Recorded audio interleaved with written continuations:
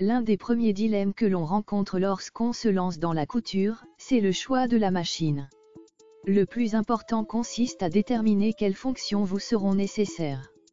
Il n'est pas utile de partir sur un modèle trop sophistiqué si vous n'êtes pas certaine que la couture vous plaira. Mais gardez également à l'esprit qu'une machine bon marché ne sera pas toujours une bonne affaire. L'idéal c'est à la fois une machine simple d'utilisation et proposant suffisamment de possibilités pour vous permettre de progresser.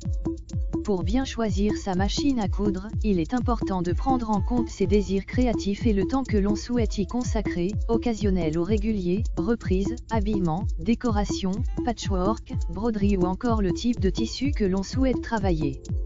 Vos projets vous guideront dans le choix de votre machine à coudre. Quel que soit le budget que l'on souhaite investir ou l'usage que l'on attend de sa machine à coudre, elle doit proposer les points de couture de base, points droits, points zigzag et boutonnières, de préférence automatique en un temps, à défaut en 4 temps.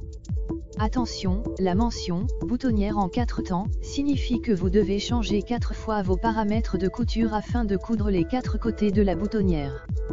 Sur une chemise, cela peut être fastidieux.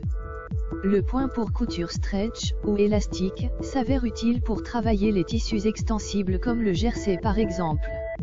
Enfin, le point de surjet, aussi appelé point overlock, permet de réaliser des ourlets de bonne facture, même si un point zigzag serré près du bord peut aussi faire l'affaire.